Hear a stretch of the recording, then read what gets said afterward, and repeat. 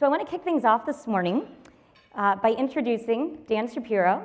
Dan is LinkedIn's Global Vice President of Talent Solutions and Insights. And Dan's going to be sharing with us strategies on how to attract critical talent in a hyper-competitive market, which I think we can all relate to. So Dan, please help me welcome Dan on stage. Thanks so much. Thanks a lot, Alyssa. Welcome, everyone. It's so great to see you. It's pretty much a jungle out there right now. By many accounts, this may be the most intense and competitive environment in the history of Silicon Valley. Over the last several years, the market's gotten more intense, recruiting practices have become more advanced and sophisticated, and the need of great people to drive organizations forward has never been so present. And so I was thinking about what we would talk about today, and I thought it couldn't be more appropriate topic to talk about than how do we actually compete in a market where people are more sought after than ever, and more people than ever are critical for the success of the organization. So I gave a call to my friend, Brendan Brown, who runs recruiting at LinkedIn. And I was like, it'd be great if you shared with me a story that could talk about the lengths to which you're going to recruit great people. And I expected a story, and I got 12. This is a collage of a picture representing each story of something that his team did to try to get someone to come to LinkedIn. They call them love bombs. A love bomb is a thing that they throw when they absolutely want to get someone to come to LinkedIn and they need to show them that there's that extra sense of caring, that extra appreciation for that person, and our goal of helping them transform their career. And I mean, this is custom ice cream, driving across town with an offer letter in hand to keep someone from signing an exploding offer, memorabilia for the San Francisco 49ers, custom Puma shoes for someone that really likes sneakers. My guess is everyone in this room has a story about their team going to great lengths to try to recruit someone. And the truth is that that kind of strategy was fine in a world where the most critical roles to fill were really limited to the executive ranks. We had a handful of roles at any given time that we were trying to fill, and we could go that extra mile to create that kind of amazing concierge experience that made someone feel special, that made someone feel wanted, that made someone feel like they could really make a home at your company. And the challenge is that if you actually look across organizations at where this focus now is, the number of skills that are being demanded by you on LinkedIn, the data shows us that it's a wider range of things than has ever happened before. And it's not senior anymore. It's skill-based. It's specific skills that your organization needs to be successful. And guess what? Those skills are also in demand by all of your peers. This is the top 10 list of what Profile Views says are the most in-demand skills across LinkedIn right now. It's not all technical, and it's not all senior. It's a wide variety of things. And if you look back to Brendan's examples, in fact, most of his examples were not about hiring an executive, but hiring, in some cases, a college intern. Or hiring a social media manager, but they were the best at what they did. And so what we need to do is we need to figure out a way to scale the experience that used to historically be appropriate for the top of the pyramid down to a much larger range of roles. What we need is a big red carpet. And maybe not a big red carpet. We need lots of little red carpets, because everyone's experience to create something special is really unique to them. And so we've been spending some time thinking about what do you do to create this kind of experience? You don't have the money to create that kind of special, custom-oriented engagement with everyone that you work with. So how do you find small and tangible ways to create that in a way that scales effectively? And so what we're going to do today, or what I'm going to do, is I'm going to share with you a couple simple tactics that I've seen across some of our customers that I think are really smart, they work very well, and it might be the first step to creating what is a special experience for a much broader range of the hires that you're trying to make. But the nexus of getting this right is, I believe, at the integration between insight and relationships. If you actually do research on why people love working for certain leaders, you tend to find two things are present. One is they feel like this leader is capable to the point where being part of this team will allow them to deliver results to the world. They want someone who's competent. They want someone who moves the ball forward.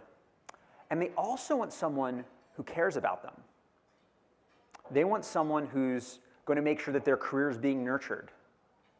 And so this idea of both progress and connectedness is why people feel special. And we believe that our data on LinkedIn, 277 million members from around the world, and the connections that bring them all together is a great basis for providing you with insights to create that kind of special insight and relationship experience that will scale this red carpet to many more of the hires that you're trying to make.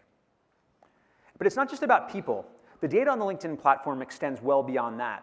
It's about understanding how people are related to companies. It's about understanding how jobs fit within someone's career path.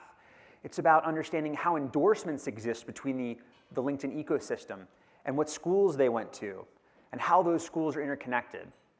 But by bringing all of these discrete data points together, we can start to understand how do you create this kind of experience for the people that you need to bring into your organization. And so there are three specific, somewhat tactical, but highly impactful ways that we've seen organizations try to move the ball forward. And to some extent, if you think about recruiting as we do as a sales and marketing funnel, each of these steps maps to a stage in that process. We'll start with the first one, connecting through talent. If we're going to get someone to engage in a productive dialogue with us, and that person's in high demand, we have to start by building our brand with them in a way that makes them feel that, like I said earlier, that they feel connected to the organization, and then they feel this organization is doing impactful things that could be the basis for moving their career forward. Intel did a great job of this last year. They launched a campaign to an audience that they haven't been historically as successful with because it's not how most people think about their core product. They needed Android developers. They were doing amazing things with them. They had great prospects for Android developers, but the word wasn't out with as broad a set of people as they needed. And so when thinking about what's going to connect with this audience, they did two things. First is they started talking about the amazing things that they're doing in the space of Android development and how it relates to their technical architecture. The way they practically did this is they launched a series of sponsored updates. And what a sponsored update is it's a way to deliver content through LinkedIn so that you can reach an audience that is beyond your followership. In this case, they launched a series of articles that were actually published by news outlets, but those news outlets were talking about the great things that Intel was doing in their new architecture. And what we found is that that type of content, the type of content that doesn't tell people that you're amazing, but it shows people that the work that you're doing is amazing, is the kind of thing that enables people to get excited about your organization. This was one of many updates that Intel did over the course of a 3-month period, and they were able to harness it against a group of about 200,000 Android developers. They delivered engagement with about 2,000 of them, 2,000 unique people considered ideas around Intel that they hadn't in the past, and it yielded a recruitment pipeline that really bolstered their efforts to be successful in this area. And so this was a big step that they did to move people into the conversation so they could start the red carpet process. You can't start by trying to warm someone up if they don't know who you are. And in this case, Intel did a great job of leveraging their content, leveraging what they were doing to make that happen. Second example is from Vantiv, and we're lucky to have Tom in the audience here. Tom is, there he is right there. Hey, Tom. We all talk about how powerful it is when someone gets that special in-mail that says, we know a lot about you, we think that you would be great if you considered us. But we also know that it's massively more effective if that message comes from someone you know. And as it turns out, if you look at each of your organizations, I could predict that the most successful talent pool for your company right now is the existing connections of your current employees. Most organizations that we find hire people that their people already know. In fact, it's a great quality signal because to some extent, the fact that those people are connected gives you a sense that they're of the community of thinking, they're of the community of action, they're of the community of performance that you tend to look for. And so what Tom's done is Tom's gone and pulled a list of potential candidates that he thinks would be great for the organization. And then he goes and he's mapping them against all of his internal employees, and he's realizing which connections exist. And then he sits down with the employee and he says, let's draft an email campaign. Why don't you reach out to this person? Because I know that if you reach out to them, then you're going to drive a much higher response rate than if I had reached out to them. So that sounds simple, but let's talk about some of the steps that were involved, because I think what Tom did was really present. The first thing he did is he said, if we're going to make this happen, we got to get connected as a recruiting organization. We need to build up the connection density of all of our recruiters across the organization. And he started off in a really good place. I believe there's about 900 internal connections across his team. But what we learned is that most of those connections were siloed, that recruiters knew their line of business, but they didn't know the broader org. And if that's a challenge at an organization of about 2,700, which is in Vantive's case, that's even a bigger challenge for organizations that are larger. So he started with a program, I think it was $200, is that what the number was? $200 to the recruiter that could drive the highest connection density within their company over a couple-month period. And I think he moved 900 to 5,000 connections, and instantly they had this understanding of a recruiter could know if they were looking at someone, whether that person had a connection with an employee. Now, there's things at LinkedIn that we're going to be doing to make that process easier so you don't have to go and get all your employees to connect with everyone in the company.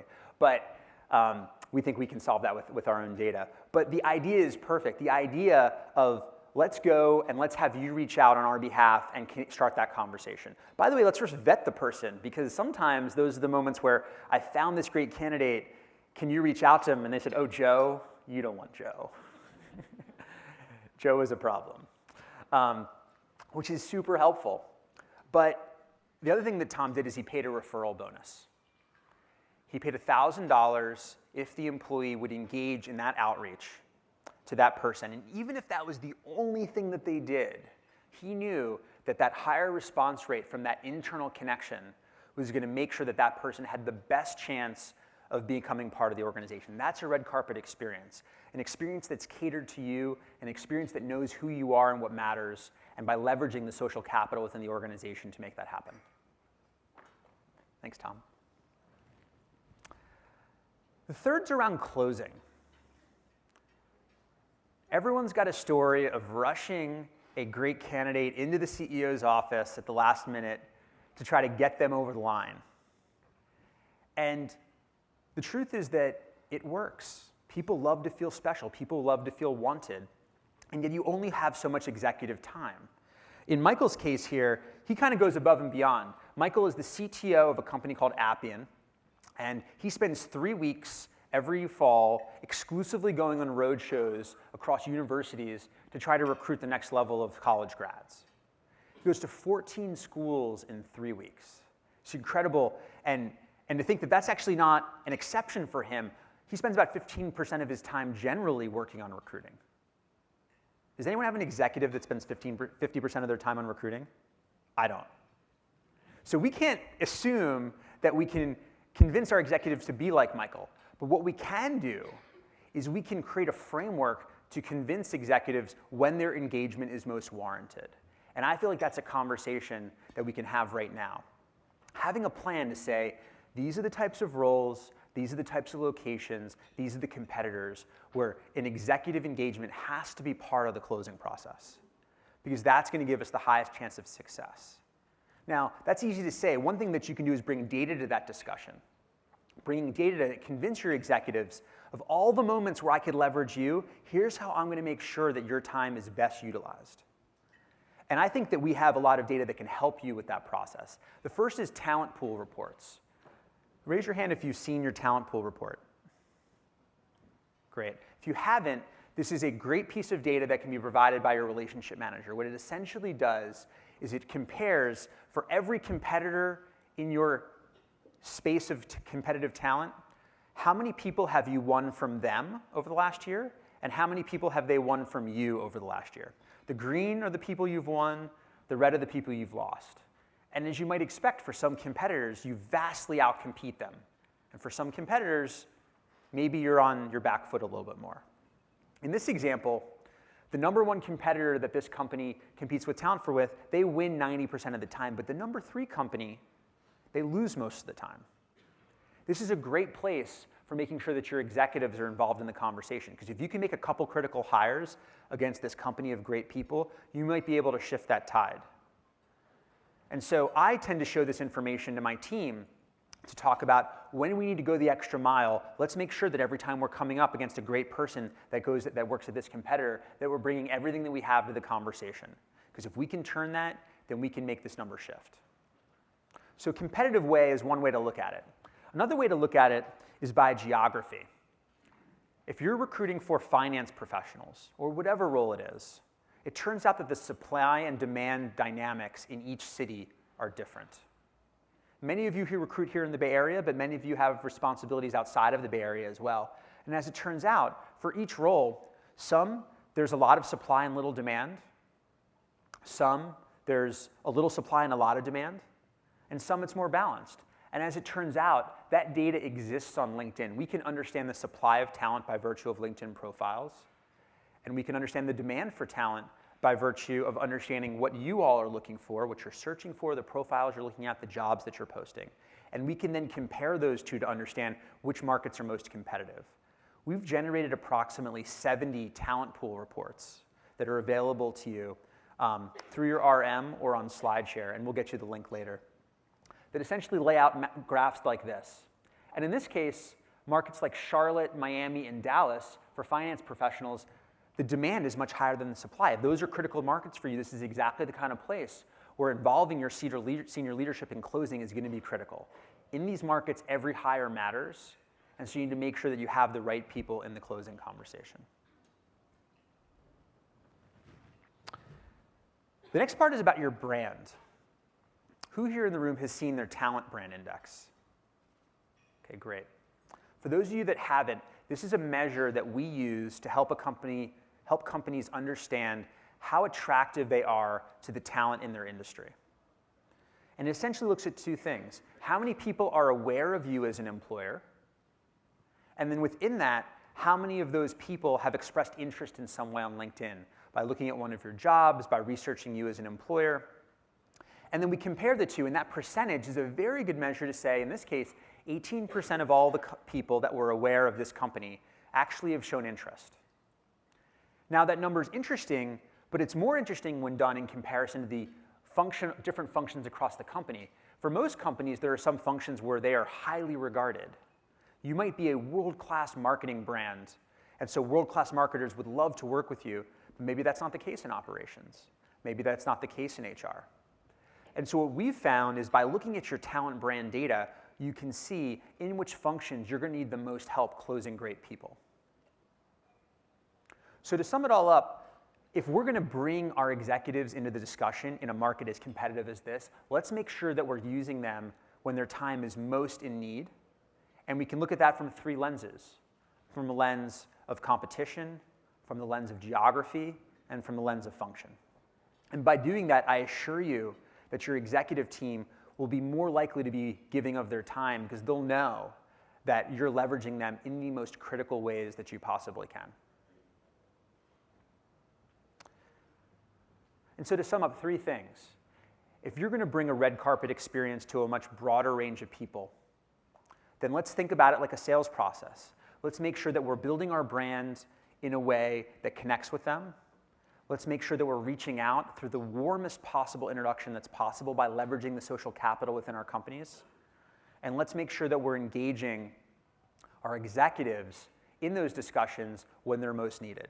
And let's use data to inform that entire process. We're excited about this concept because the truth is that understanding how the business world fits together and understanding how data and relationships marry is at the heart of LinkedIn. In fact, if any of you have heard our CEO speak recently about the vision for the company, it comes back to this concept of the economic graph.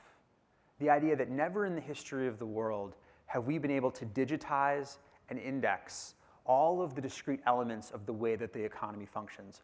All of the professionals, all of the opportunities, all of the skills, all of the educational institutions, and all of the professional knowledge. That's what our mission is to do, and that's what our ambition is. And our hope is that by creating that network of interconnected economic data that we can help all forms of capital, whether it's financial capital, intellectual capital, or in this case, human capital, flow to the part of the network where it can best be leveraged.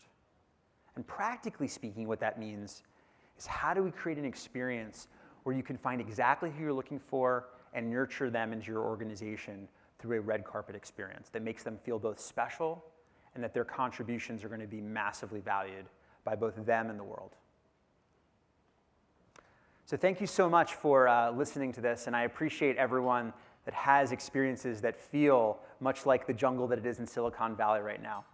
With that, I'm incredibly happy to welcome up Parker Burrill. Parker runs product for our talent solutions business at LinkedIn, and he's going to share with you some new product announcements that you'll be able to leverage right away. So thanks, Parker. Again. All right, good morning. Let me see what we got next. Good. My name is Parker Burrill, and I'm head of talent solutions products at LinkedIn. And I'm really excited to be here today on behalf of my team to share with you some of the new products we've been working on.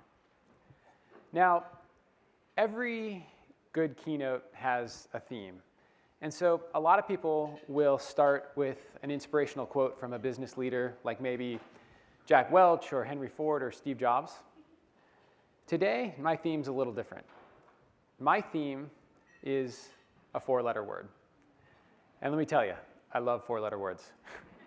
So much so, in fact, that I had to promise the LinkedIn PR team that I wouldn't drop any F-bombs up on stage today. That's been a problem in the past, but not today. And that's actually not the four-letter word I'm thinking of. And so just to have a little fun with this, I thought we'd play a quick game of Wheel of Fortune, just the final round. And so I'm looking for someone in the audience who's a Wheel of Fortune fan and would be willing to come up on stage today for a quick game. Any volunteers? No embarrassment, just fun. Okay, right there, perfect. All right, come on up.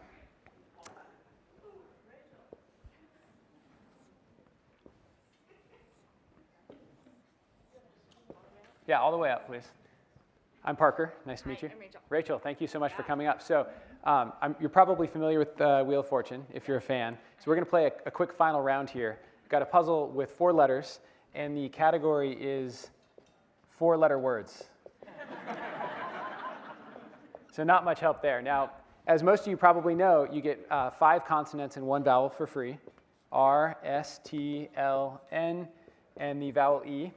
And that'll give you a head start here with an R. And you get to pick 3 additional consonants and 1 vowel. Okay. B. D. F. Good guess. Thanks. And A. Okay.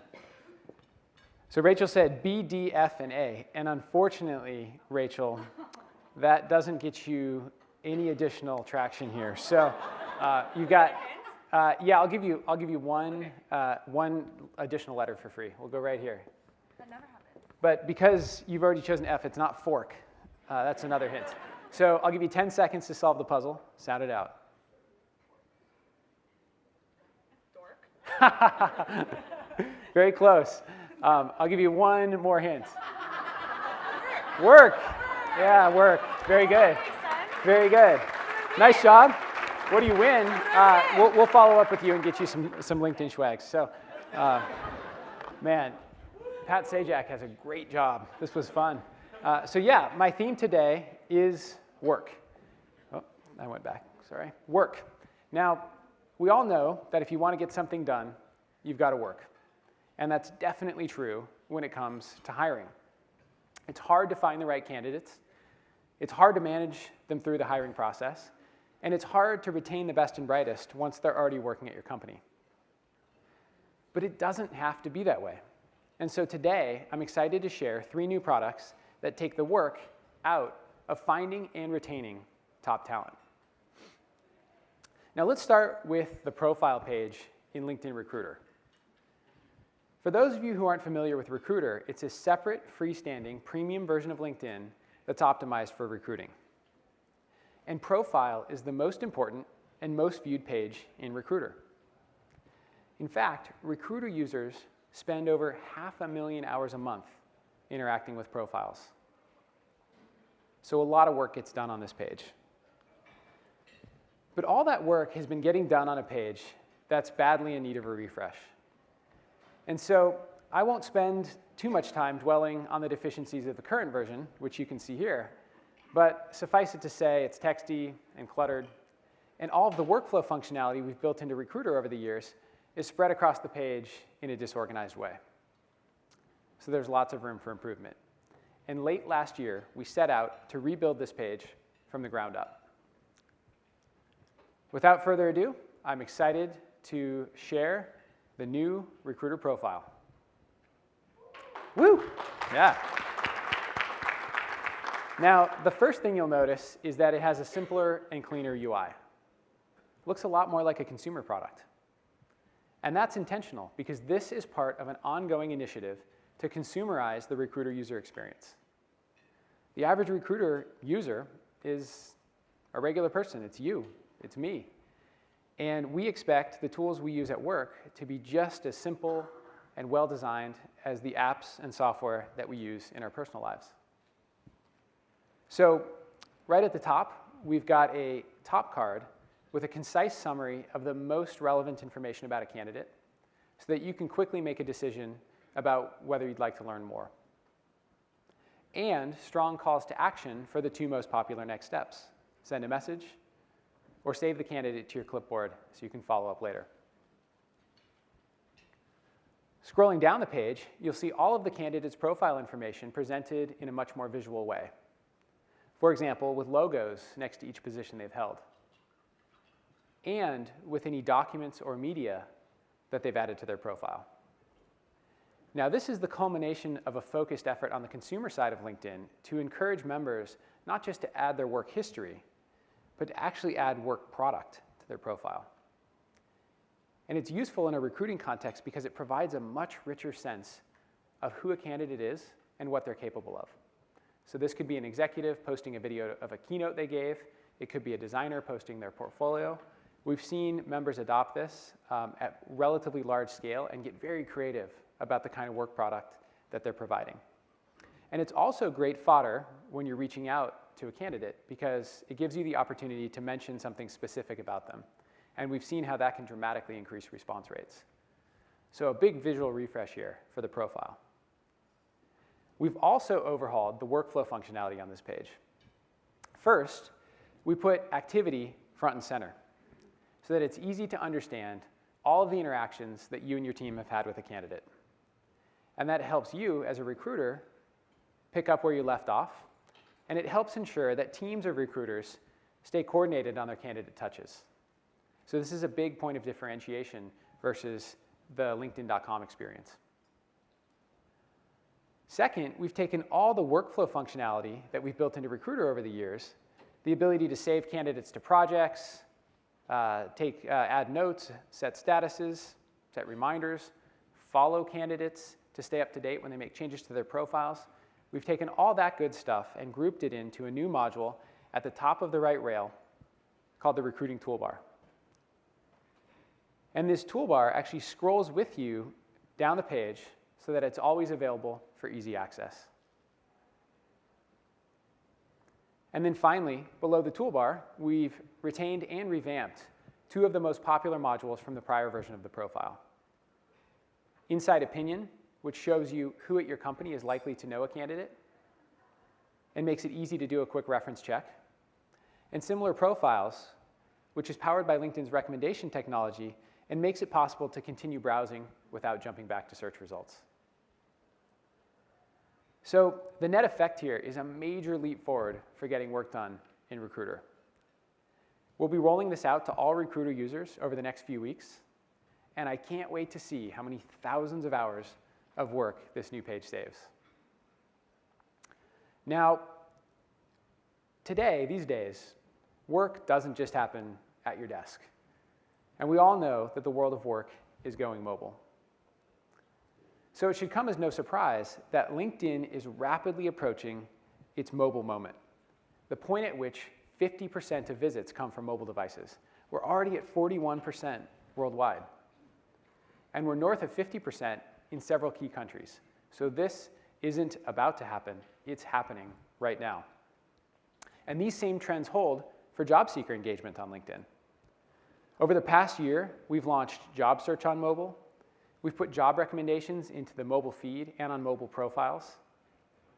And we've released one-click mobile apply. Today, over 35% of job seeker engagement comes through mobile devices. So we're embracing this shift.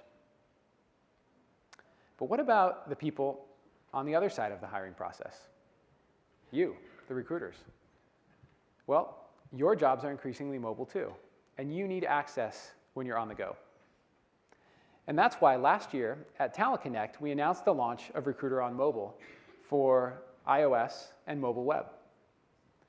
Since launch, we've seen strong adoption among the Recruiter user base, and the app has a 4-star rating in the App Store. So we're off to a great start. But the problem is that a lot of Recruiter users have Android devices. And just to make this real, how many of you out in the audience today have Android phones? Yeah, I'd say at least a quarter, maybe a third. And so all of you with Android phones, you haven't had access to this app. And that brings me to today's second new product. I'm excited to announce the launch of Recruiter on Mobile for Android. Woo, yeah. At least a third of you should be very excited. And the Android app will include all the same great functionality as the iPhone version. You can search for candidates, view and manage profiles, save candidates to projects, send and receive messages. You can even shake your phone and get recommendations of people you may want to hire. So it's all there. Now Android users are also untethered from their desks and have access to the most important recruiter functionality on the go. Going forward, the Android app will evolve in parallel to the iPhone version to ensure that Android users always have a first-class mobile experience. And mobile is a big priority for us at LinkedIn, so you should expect to see the mobile feature flywheel spin faster than ever in 2014 and beyond. All right, so we talked about profile and we talked about mobile. Lots of good stuff happening to take the work out of talent acquisition. And that's been our primary focus over the past several years. But today, our ambitions are broader. We don't just want to take the work out of finding talent. We want to take the work out of engaging and retaining the talent that already works at your company. Now, we got excited about solving this problem because we sensed a huge opportunity. In a survey we conducted earlier this year, 42% of departures, 42% of people who left their company to take a new job somewhere else said that they would have stayed if there had been a relevant position available. 42%. And that led us to the following insight. People quit their job, not their company. And this isn't just a head of talent acquisition problem or even a head of HR problem. This is a CEO problem. Because this is about creating a culture of talent retention and talent mobility in a world where talent is a company's most important asset. But it's a tricky problem to solve because it's hard for employees to know what opportunities are available and which ones they're qualified for. And it's hard for hiring managers to know which employees are interested and how to approach them without poaching. Now, at LinkedIn, everything we do is members first. So we decided to take a unique approach. We started with jobs you may be interested in, our job recommendation system, and pointed it at internal opportunities. So now, for clients who activate this new feature, whenever their employees see external job opportunities on LinkedIn, they'll see internal opportunities right alongside. For example, on the jobs homepage, and even in the jobs you may be interested in module on the LinkedIn homepage. We've also started including internal job recommendations in the job emails we send to ensure that employees are among the first to know about new opportunities at their own company. Most important, we've also tuned the recommendation system to work well for internal opportunities. For example, our algorithm learns the transition patterns between functions at a given company. Say, if it's common to move from sales into marketing. And this helps ensure that the recommendations we make are both non-obvious and yet realistic. We've been testing this out with a handful of pilot clients, and the results have been extremely strong. We've seen a 2x increase in internal job views and internal job applications among those test clients. And many of them are absolutely thrilled with the results. For example, Westpac, a bank in Australia, has made 9 internal hires directly attributable to these recommendations in just the past few months. That's 9 talented people who otherwise would have left to go find a job somewhere else, who are still working at Westpac. So this completely changes the way LinkedIn jobs work. It's no longer only about finding great external talent. It's now about retaining the talent within your organization. Because, as they say, find new talent, but keep the old. One is silver, and the other gold. All right, so that's it for today. I wanted to close with our mission, which is to connect talent with opportunity at massive scale. But making those connections between talent and opportunity doesn't have to be hard, and it doesn't have to take a lot of work. LinkedIn is here to help. We're not just changing the way you hire. We're changing the way you work. And speaking of work, it's time for me to get back to it. Thank you.